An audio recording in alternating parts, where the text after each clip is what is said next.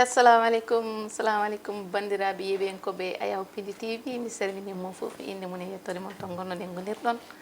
ko Diary Ndiaye walla mbiya Baylo Boɗejo walla mbiya debbo mo hawre hawniki walla mbiya debbo mo Padaral Woursiri Diya Ali Tambato walla debbo mo Mauritanie walla debbo mo Magama e Litama o woni Baylo Boɗejo hande noon en jii madame Ndiaye ala ɗo ko noon hamo jigui empêchement tan ko ɗum tagi o wasi arde e caggal nde gartenne ɗum ɗo meɗen calmini invité ji meɗen eɓe ganduɗon ɓe jeedeɗen ɗo plateau o kadi min salmina kadi technicien ji meɗen e gardiɗo galle o Baba Samba Diop mi salminima Diobo Jubba min kam noon mbiyatam wiya Diobo Kounda Diobo Jubba e Salma mi salminimama mi salmitimama Diaryatou assalamtu aleykum awladu Mauritanie assalamtu aleykum awladu Sénégal ko debbo dundu e cammalle pari Fouta gara jiiya kora jewna arno ɗo hande addudemon hande e goɗɗo numéro inchallah samini invité amen Hamzo mi anda Riel Mamzo e DJ Mangane bisimilla moon inchallah salminimama hande kam DJ Mangane wona invité men de hande kam wona invité natti wonde koɗo quoi natti hande ko koɗɗo kanko bismoto kal garuɗo DJ Mangane mi salminimama mi salminimama Diary kadi a weltanama aussi no fewi en calmini kosi yeeɓiyankoɓe Pindi TV en calmini caméraman uji ɗi mais aussi en calmini invité men wondude aussi mo arde ɓe foof Salma aussi salminama minen dendi plateau donc voilà hande kadi min gari e numéro goɗɗo la fois passé min gari ɗo min kaali ko fate banggue thème mais kadi aussi à chaque instant aussi affaire o ne change hande noon min gaddi ko invité mo gandanɗa hoorema ko surprise wonare moon Riel Omzo ko suka mo gandanɗa hoorema omo jogui avenir yesso donc raison pour laquelle hande ɓe mbaɗimo ɗo hen invité min noon hande ganmi ko wadde hen participé no hannirta ni mi wona koɗo noon wona koɗo donc voilà amin mbiyamo bisimilla makko e plateau he quoi voilà DJ Mangane a weltanama ko mbiɗa hoore a wona ɗo koɗo hankkadi ka goɗɗo ko an bismoto caggal hande ñam fof ka bismiɗo inchallah e Riel Omzo mi salminima mi wimama bisimilla ma galle Allah galle ma e Diary mi salmitimama kadi mi salmini kala jeeɓo Ayaw Pindi TV salmini bandiraɓe foof mi salmini kadi aussi jooɗiɓe ɗo ene jammen ɓe quoi kay ko noon quoi eyyi ko noon tigui a wiyama bisimilla ma kadi ha hande émission kasi fof kadi bisimilla ma hande noon garɗen koye carriére rappeur meɗen Riel Omzo e Riel Omzo enen jiiɗi andude fof ɗo Riel Omzo ko noon wiyete walla ko kañum ko rappeur ɗum ɗo rek no wiyete ko kañum ko inde rappeur walla ko yumma e bamma guinirma ɗum ɗon Riel Hamzo ko inde rappeur nde quoi min indam vrai ko Hammadi walla mbiya Hammadou woni Hammadi jofta Riel Hamzo ko inde vrai ɓade mi naate rappe il faut mi wawa wadde présenté Hammadou il faut mi ƴeewa inde wonde mi adda ɗon quoi donc sa ƴeewi dernier to ko Hamzo quoi Riel o tan ɓeydu men Riel o ko vrai quoi woni gonga quoi Hamzo ko inde nde ɗo quoi Riel Hamzo mi jiiɗi andude Riel Hamzo to jeeya e guure men Fouta Riel Hamzo ne jeeya Ɓoki Jawe jeeya Koɓɓillo jeeya Fouta foof kono enen nani Foutanke quoi ok o minen mbokki wuuro quoi kon DJ Mangane an est ce que kono mi accittaymo hande e rappeur hande non ma daño ononne ko namdi ɗon hen min aussi par rapport e kanko wonde suka artiste ni henna donc momi dañ ko namdi momo hen ko heewi mais kadi aussi ononne kadi mon mbaɗa andi ma dañ ko namdi ɗammo hen par ce que déjà suka baɗo ni henna ene dille e gueɗe baɗe ni henna c'est à encourager donc Riel Omzo kono mbirumi ni ko diwan amen to jeeya donc ko zone uji poɗɗi waɗede encouragé no mbirumi ni quoi par rapport e question ngaji he a namdimomo kam premier question normalement ɗum yimɓe poti wawde ardirade raw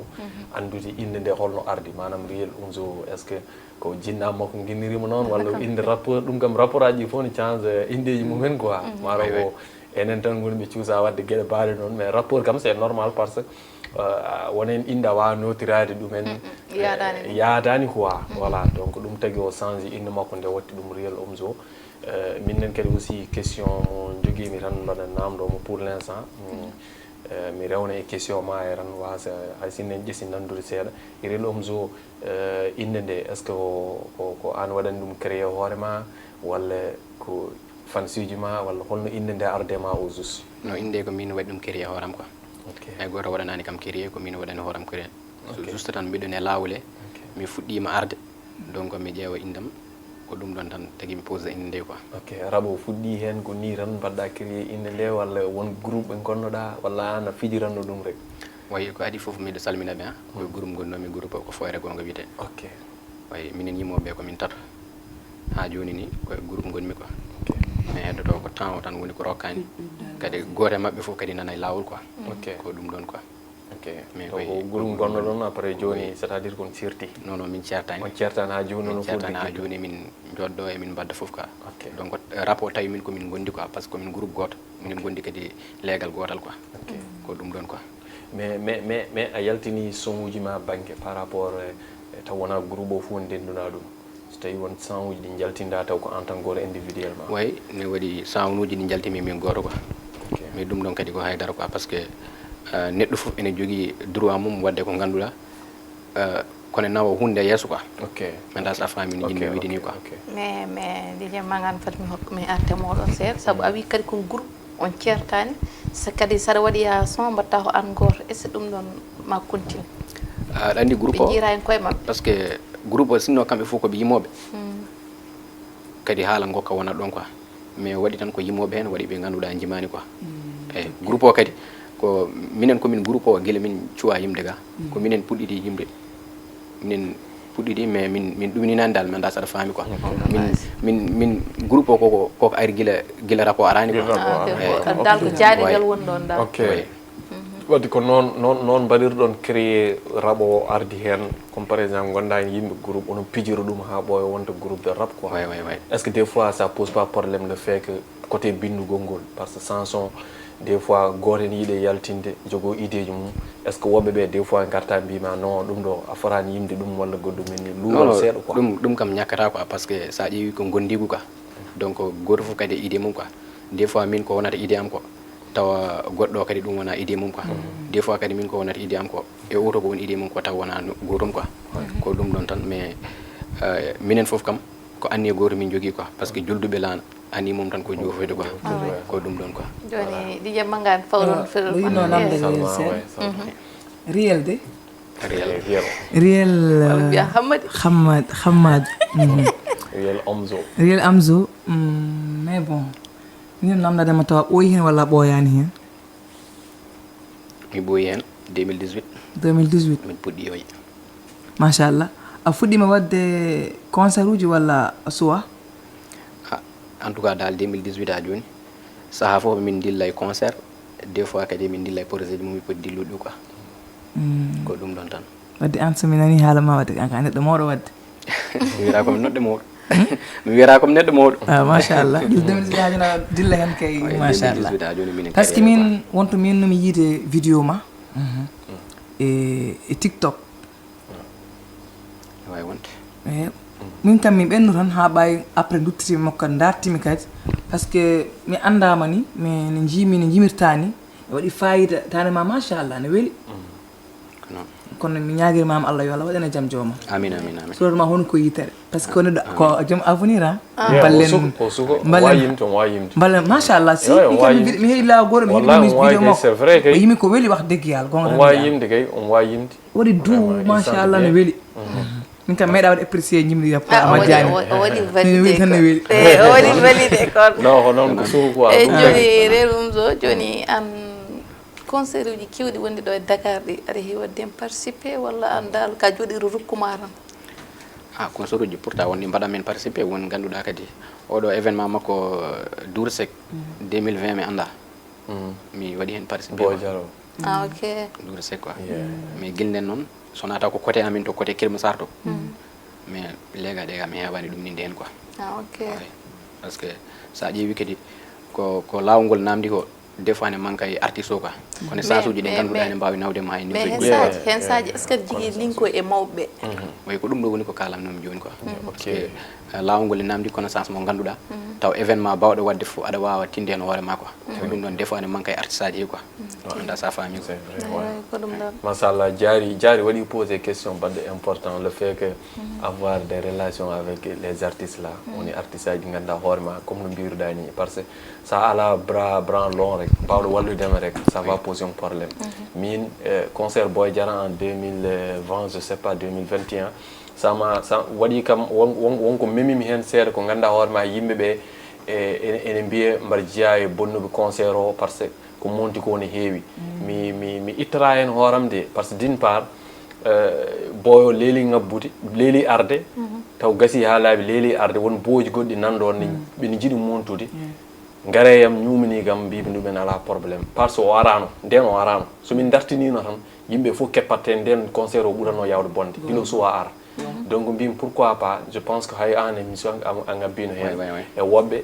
ko ɗum woni wallude quoi manam jiya neɗɗo ganda oɗo ko poɗɗo wawde montude ko poɗɗo wawde wallede mbiya concert Safra ne jogui concert walla Boy Diarra ne jogui concert walla goɗɗo ne jogui concert mbiya ɗum Real Oumzo min de o ko boyam quoi est ce que on ballatamo ngabba hen hayso son goto non ko ɗum woni par ce que visibilité o woni foof quoi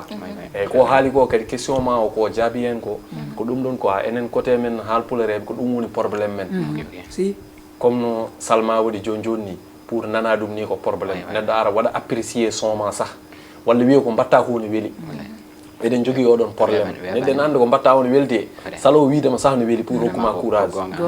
neɗɗo anda ka poɗɗo wallede de salo walludema sah pour jaaha par ce que wiyata o so yeehi est ce que ɓuurata kam walla est ce que ɗum ni tawi haydara ala ko wawi bonde surtout côté artiste aji non surtout côté artiste aji enen fof enen gandi enen gona des éléments part mom ko enen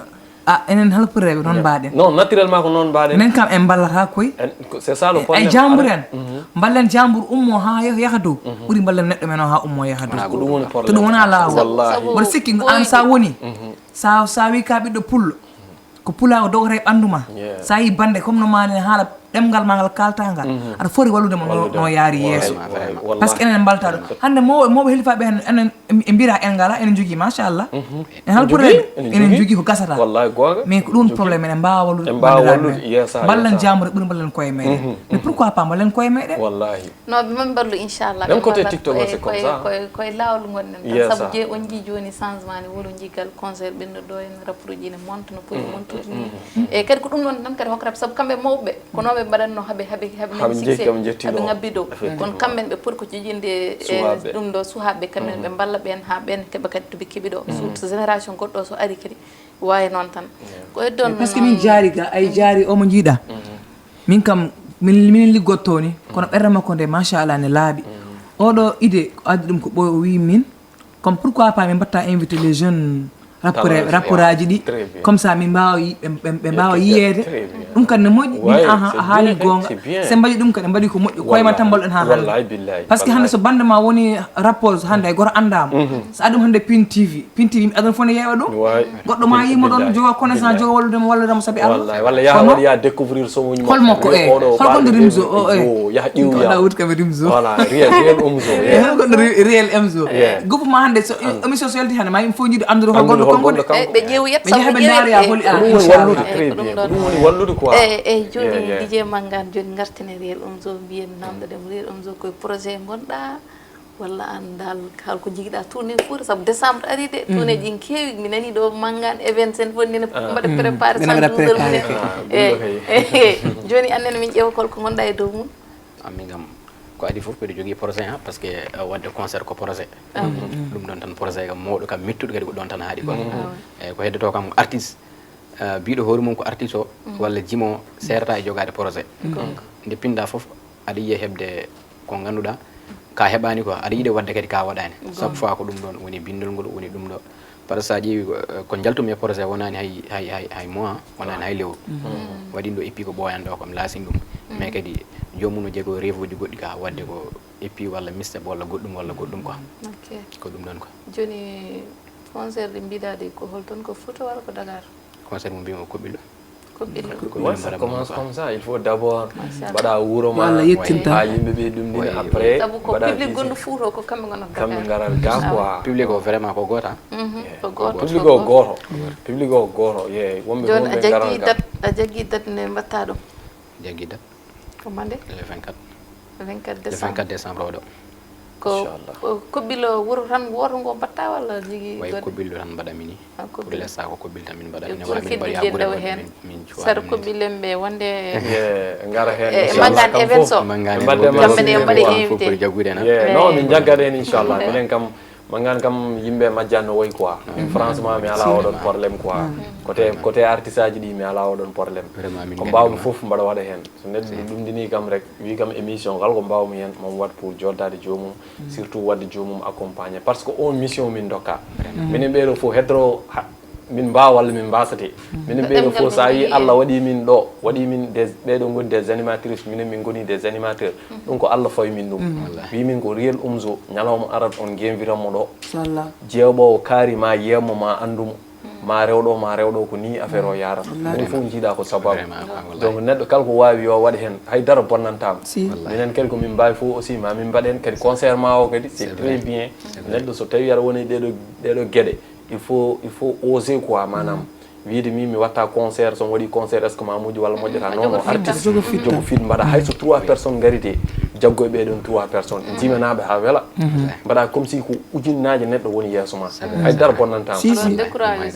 haydara bonnantama ni ma wiye kama waɗi organisé concert no wawi wade foof won yiɓe wadde ɗum duuɓi ha joni en donki ha joni en donki kulal ɓe pellitani dal min mbiyam kam pellitani a fellitani sabu jahowo guerre kam en ɗammini foof en ɗammini warede en ɗammini kadi artude an gandanda l' essentiel ko mbaɗɗa visé ko hay goto oto addore on yo tawi toon an ko jagguɗa aɗa waɗi concert kobbile wawi wonde haadema parti concert o taw wuro wongo goɗɗo wuro ngo wongo yiima kadi ɓe nodduma ko Allah tan andi saabu a waɗi gom ko ko mbatta ko ɓojoy kam mo wartuni ala yo ara ɓojoy kam foɗetaɗo inchallah jeeyi 25 26 o fof o suwat inchallah ɗum kam ala arani kam lawol feddima arde lawol darima wona devant les parrain marrainage ɗi fof devant yimɓe fof o suwat inchallah hay nani ménagére makko tan min kalda mbimomi an oɗo kanko invité hande Pini TV sa wiya bon mbimi komi jahowo sah te on tinani mbaɗa yaha hay kanko beranda est ce que jiiɗamo nde waɗimo surprise ko ménagére mo haali kam o haali kam hay mangane joni min pari haaldude kam min kaldi kay mbimi ɗum ɗo mi tini ɗum réel ka neɗɗo mo waɗa jogui he ménagére jogui fof ko hen ɗo mo ménagére no foti wonde ay oɗo ko haali ɗo hen ko c'est intéressant jogade ménagére neɗɗo kala ko mbaɗa wadde aduna ma min tan no mbami ni tan neɗɗo min wonani hay darade mais amat jogui ménagére min tan dans la vie neɗɗo il faut mbaɗa andi gonno ménagére ko madame woni ménagére ma garawol madame woni ménagére aɗa c'est ça neɗɗo so tawi aɗa woni liggey walla goɗɗumen ni ƴeew wadde ɗum professionnalisme manam mbaɗa hen ko taga yimɓeɓe ene gonɗirma ɗum manam jogade ménagére wona faaro an hande so neɗɗo yiiɗi waddemo organisé walla goɗɗumen ni pour haaldema ko probléme min mboɗomi ɗo de so neɗɗo wi kam wannam publicité mbaɗa jogui ɗum ɗo am gallamen de no mbaɗami direct uji ɗo mbaɗa wawi wadde publicité jam normal matériel am nan toon mais so neɗɗo wiyam waɗ publicité o so wiyam wannam publicité mi wawa haaldude oɗo prix mbaɗa wawi hersude wiyama no addu mais saɗa jogui ménagére ma wi mbaɗɗa seli salima ye mangane haalni kam haalama vraiment ka neɗɗo moƴƴo ni mais minen kam ko ni min ligguirto non o mbaɗi respecté ménagére o saabu gandata kanko ɗo woni ménagére mo nen Fouta ham wawno so woni ɗum ɗo wiya joni an a wonani Fouta holno mbawta liggeyɓe joni acci min gonɗo jiɗo hoorema mais waɗimo respecté kadi saabu hay ko nande dernier moment gandum ko Fouta woni min dernier moment noon noddi kam o wi kam ɗum ɗo invité ma nen ara hamon ara mone lawol mbiyoma an o wi min ko Fouta gonmi ganduɗa affaire o ko kaldigal ko complicité woni ɗon kadi hamo naninimo so woni o nananna wawno wi woɓɓeɓe ceerno bok sabunnajo minen mbiyom ceerno wallahi non min kaldi nane min kaldi wallahi liti ko noon quoi en tout cas affaire o mamoudou minen ɓeɗo foof min gonani ɗo tan ko onon ayi ɓe jogui concert goto le 18 janvier mbiɗa yiiɗi mbiɗa andi wonɓe hen ɓe mawɓe foof DJ Du en Hamed Sisi en Djibril Gal Sène en onon fof non keeɗi ham noon mbiɗa ñaagui on sukaɓe balle ɓe monta saabu ko absene en ara ɗo le 18 janvier Cices onon ne onon ñaaga jiɓi a yaha jarankare welto mbiɗa ñaagui sukaɓe ballonɓe saabu ko onon goni eskiliji mabɓe koye onon tan ɓe mbawata ngabbude ko pour ɓe keɓa toɓe jiiɗi ko ɗum noon ɓe mbi ballata neɗɗo tan dow sohlinde sabu nde sohlande sa walli mo sikki ko médecin après la mort sohlade ko ɗum tan ñagotoɓe min mbiɗa yiiɗi kala concert taw suwaɓe mbawi yiide ko message baɗɗo fort sabu suwaɓe kamɓe gaddata public de c'est ça ene waɗe maɓe ɓuuri jogade yimɓe e kay yimɓe boyiji ɓe wimasomin ɓeɗo fof jogui yimɓe min fof mbaɗa andi wallahi kamɓe gaddataɓe toon ko ɗum quoi kamɓe ɓe poti wallede saabu neɗɗo so yiiɗi hunde il faut ballomo surtout public aji mbaɗi noon hewde yimɓe min joni mi wonti rappeuse de min koye mabɓe rek yani fulari pom moom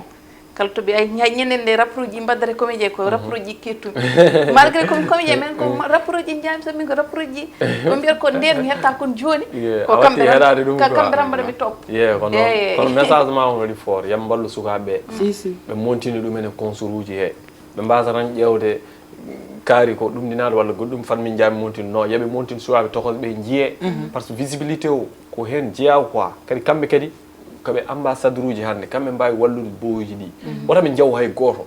min émission min e goto mi yawani min yimɓe fof jii ala momi jodday min ala boy ala ɗum ɗo sa wi kam tan émission so tawi perten kala neɗɗo yawata artiste mais émission temo ko ha ɓoy mbimami émission wona tembo sabu ko émission fande almum almum min jii hen hamin poti wadde invité min invita ɗum haala hen kañumne ko yende muɗum kono émission gonko temnen hen kono kadi émission dal yonta hande kam haali yonta haali ko yonta hande ɓe fof ko yonta mumen goni kay minen fof ko yonta bo gosu yonta hanki goni joni mi sikki tamin heddi ko 10 minutes mais hoɗe balle holko réseaux sociaux kadi waɗata cartonné debbo goto wiye Haby Dia Haby Dia enen noon enen gandi ɓeɓe fulɓe enen mbaɗi complicité trop enen mbaɗi complexe en ganda koye men so yiiɗi ɓe mbaɗa kam koɓe beela so ɓeɗe beelama ɓe kaala komi beela e dow mo gaɗatomi somi waɗa vidéo hannde il faut mi waɗa filtre mi ñanto mi yooɗa mais kanko hannde ko mbiyata ko wuttu mo jiguiɗa on nawata jeere kanko hannde on image o yaltini so a yimo ɗe balle ɓoyani ko naata e TikTok o heeɓi 100 000 abonné ko bonɗo wondemo simple e andude hoore mo e andude cosaan mo e to ummino saabu mi sikki ko jeune fille mauritanien mi sikki de mi anda noon laaɓani kam mais nande ko mauritanien mi anda sa yi saabu ɗe balle hama waɗa vidéo ji wonmo ho te vidéo mo waɗata fof waɗata déborde so wonino ko wudere e simis o wanno ko noon waɗirta vidéo te affaire waɗa kay noir oɗo machallah hay min mboɗi mo fa mi yima mi hawre vidéo kay joni no yimɓe puɗɗi waɗi comme waɓe comme no genre jaari jaa en jaata goppata yahoɓe kañumen jigui ko connexion ala ala kañumen ala ko gane réseaux sociaux sona so mbaɗi hayso hunde fewi mbirama fewi mbattama félicité kañum pati tan ko défaitement mbatti wiide yo change yo change est ce que wiyoɓe yo change ɓe en dokkimo moyen no changer ko ɗum waɗoɓe influencé yimɓeɓe ha jomum yaaha ɓooya change jaɓɓal wara ko bonnani ɗum yaha change jaɓɓal naata e haalaji yimɓeɓe bonna min mbiyammaɓe oto aduna tagui ha neɗɗo comme jaari en jaari en guittani mbattani ene mbima change aɗa waɗa ka wawa walla goɗɗum to jagguɗa ɗo ko ɗon saabu sa dañi 100 000 abonné ko yimɓe mbanma fam non dañir 100 000 abonné ni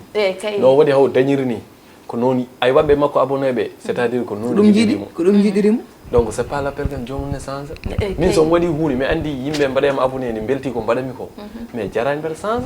non ara yimɓe ko fuɗɗima waddema heeb wonɓe less ɓeɗen mbiyata noon ko ɗum kanko jimmi hokkude conseil oɗon quoi jarani komo change ɓaɗo heeɓi ha 100 000 abonné c'est à dire ko waɗata ko ne yooɗi yimɓeɓe jiiɗi ɗum yimɓe jiiɗi ko waɗi nature quoi yimɓe enen fof enen gandi yimɓe jiiɗi ko waɗi nature jiiɗa tan affaire ɗum ɗo jenni walla ko no reste naturel yimɓe jiiɗirma noon ɗum ɗon kam ko fierté donc jarani komo change hoore makko jarani e dara kadi yimɓeɓe kadi o wawa haddeɓe haalde e nder réseau TikTok e alay saago yimɓeɓe kaalat mais an ko mbaɗɗa objectif ma ko ko tagma uddide ko goto fof ne jogui holko tagui uddir TikTok mum ɓe goddiri ko pour hebde visibilité ɓe goddiri ko pour publicité ɓe goddiri ko pour ko artiste mbaɗa yiiɗi yiyede ɓe goddiri tan ko pour faire plaisir tan onen gonɗo tan kana ƴetto yimɓe tan woni to goddiri tan ko ƴettoje kañumen kala fof ƴetto baɗɗa fof ƴetto tan ko kan ƴetto ɗum tan rewɓe donc ko ɗum quoi yo waɗ yo reste no woniri ni o wasa change quoi to change jamais dans la vie ɗum kam woto jarama andene ko dokkata banen debbo ɗum ɗo hol conseil mo dokkatamo e wiyoɓe yo change e jaɓɓal pour comti amin ko kam on conseil tan ko tinno quoi parce que wiyoɓe yo change ɓe so change ala ko mbawi joganadema quoi hay bodi tisel mbawa joganadema ko haalane heew tan quoi donc to jagui ɗo yo jaggu ɗon so change kadi o ɓurani yimɓe fof yodde par ce que ƴewta rewɓe yodɓe nanɗo e tiktok e haal pulreɓe yodɓe mais keɓani ko heeɓi ko mais wawi taw ko nature mo jogui o ko ɗum addanimo hebde ko ɗum weldi yimɓeɓe eyo mbiyami tan ko yo jokko golle haali gonga sukko noppi makko aussi o jokko golle makko si gasi ko ɗum ɗon ɗon quoi aha ko riyel haali ko tan ko noon de neɗɗo mo kala no mbawɗa waade ene mbawɗa siforade ino Allah wanma continue hen par ce que noon wayni ɗum tagi wajiɓe yiddemo ɗum tagi wajiɓe abonde makko a wiyaɓe yo wonni wonɓe kala wonno hannde hay goto yiyata sona ko fastude ko haala wona haajum tan gonɗo wona hen e mabɓe kadi wona ɗum ni hannde mo beren to wonɗo kadi hannde o wer comme no waali se gonɗo e nder Sénégal hay añɓe mo garade mo tellement yidde wadde utiliser bose mo wona gonga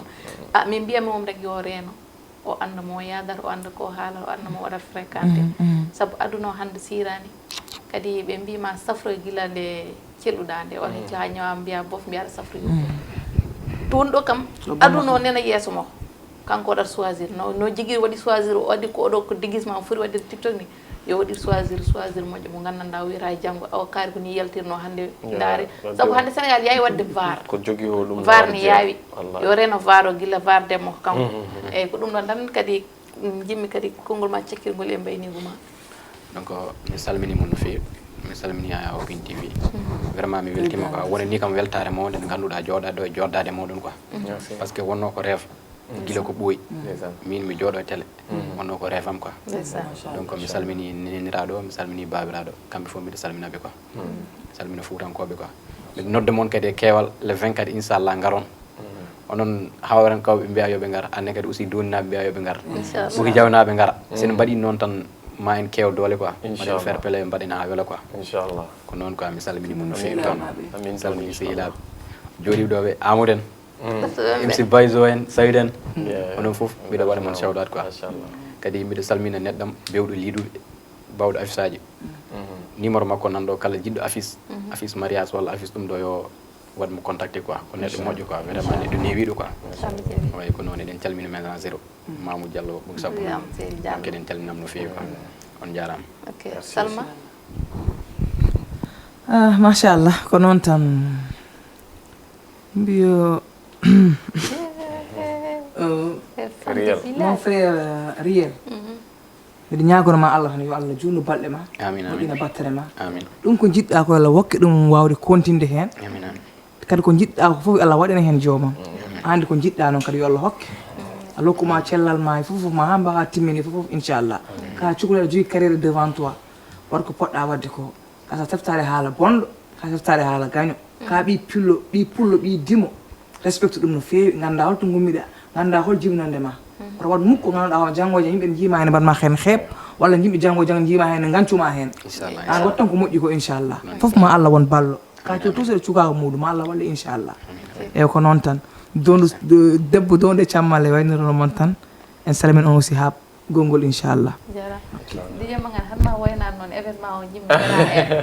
ye Real Omzo min beltani moom d' abord vraiment kadi enen mbaɗamo kadi encouragé no fewi kadi ça fait fierté première fois émission ma ko Pindi TV événement ko jaari e Salma ɗum noon kadi aussi ko winda koko windete inchallah janggo e janggo sa woni un grand artiste ma wi première émission ndeysan ko animatrice uji ɗiɗi gewinno ham e plateau mumen DJ Mangane tawa ɗum noon nan ko fierté amen kadi ma won nanɗo ɗum kadi ma waɗ ma troisième émission quoi inchallah parce que mi rewi tol DJ Leri quoi DJ Leri DJ Leri télé fulɓe quoi Kër Massar quoi Kër Massar quoi machallah donc heddiɓe ne mbaɗe conseil aussi yo guinvite sukaɓe ɓe ɓe dokka ɗumen visibilité ɗum ça fait partie to ɗum ɗon ɓenni aussi comme no mbiruɗa ni événement o le 24 25 26 amin jogui par ce que hikka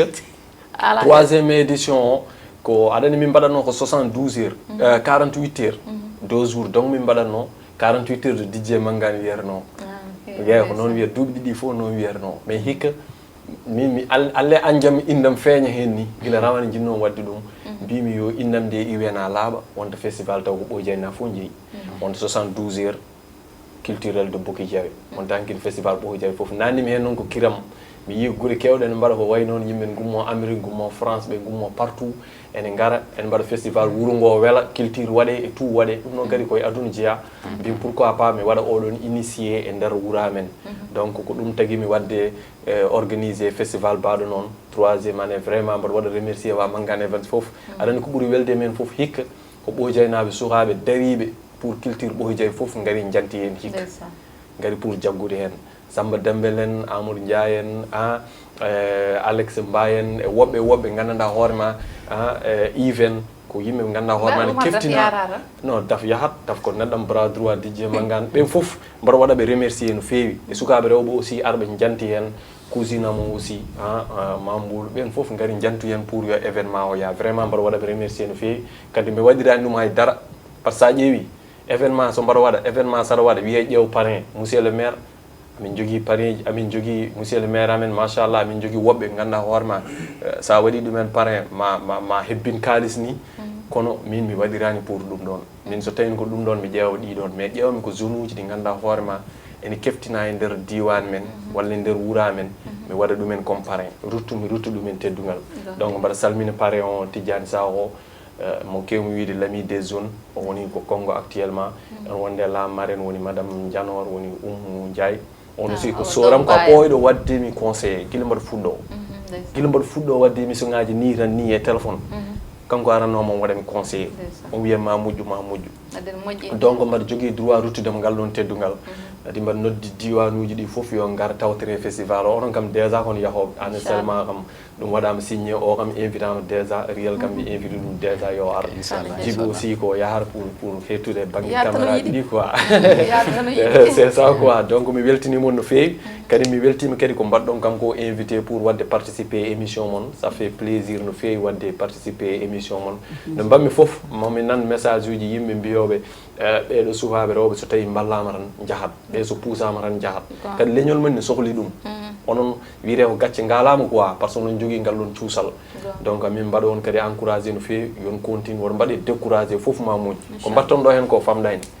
voilà c'est ça quoi mi salmini yeɓuyankoɓe Pindi TV foof e technicien ji wonɓe caggal ɓe e Riel Omzo aussi onon foof mi weltinimon no fewi voilà ok a jarama kay ko ni wonno émission men yonta hande wonji hande plateau men ko mbira kalko manki ɗo min gandi ɗum ɗo min arani hande madame Ndiaye arani ko ɗum ɓe mbaddat hen tan ko noon saabu kal badɗo absent taw ko ɗon wawi joɗade ko noon min beltinima kadi Didier Mangane min beltanimama kadi invité amin saabu mbaɗa invité neɗɗo o ara weeɓani saabu neɗɗo e mbaɗa ɗum invité ha dernier moment hokkuma empêchement wima o arani ala ko mbawɗa e makko ɗum waɗi onon mbawa mbiɗen tan ko jarama Allah jarama kadi mi salmini wa Fouta Pulare pop foof o mbiyam saabu hande émission o ko émission moɗon sila makka Ndiol Fouta Weuz leeri Didier leeri billahi leeri sama leeri ko mbiyata ko mi salmini wa Fouta Pulare pop foof kala kay dillo e hip hop foof salminama mbiyama woni big woni mo Sénégal woni mo Mauritanie ha dimanche inchallah rabbi